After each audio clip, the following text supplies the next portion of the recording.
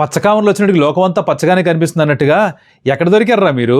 అరే ఫ్లాట్ పిచ్చికి కొంచెం ఫ్లాట్ పిచ్చిగా లేని దానికి తేడా ఏంటో చేసి వీడియో పెడితే కూడా దానికి కూడా ఎస్ఆర్ఎస్ని ట్రోల్ చేస్తున్నా అనుకుంటారేంట్రా?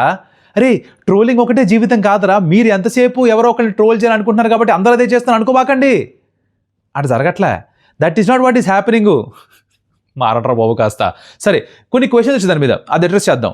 జనాలు ఏమంటున్నారంటే అంత స్లో పిచ్చి అయితే కేకేఆర్ ఎలా చేజ్ చేస్తారు 18 ఓవర్స్లో అర్థం చేసుకుందాం.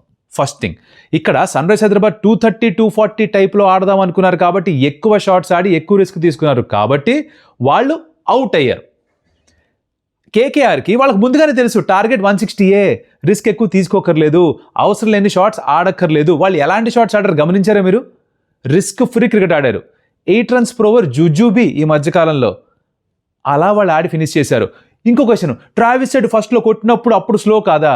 బాల్ కొత్తదిగా ఉన్నప్పుడు, షైన్ ఉన్నప్పుడు, హార్డ్గా ఉన్నప్పుడు బ్యాట్ పైకి బెటర్గా వస్తుంది, షార్ట్స్ ఆడినా బాల్ ఎక్కువ దూరం వెళ్తుంది. అదే బాల్ కాస్త పాతదైపోయిన తర్వాత, కొంచెం సాఫ్ట్ అయిపోయిన తర్వాత బాల్ బ్యాట్ మీదకి సరిగ్గా రాదు, గ్రిప్ అవుతుంది, టర్న్ అవుతుంది, షార్ట్స్కి అంత వాల్యూ ఉండదు, రిస్క్ ఎక్కువైపోతుంది. ఏరా అర్థం చేసుకోవట్లేదు ఇవన్నీ మీరు? చేసుకోరా? మీకే తెలుసా? మీకే తెలుసు.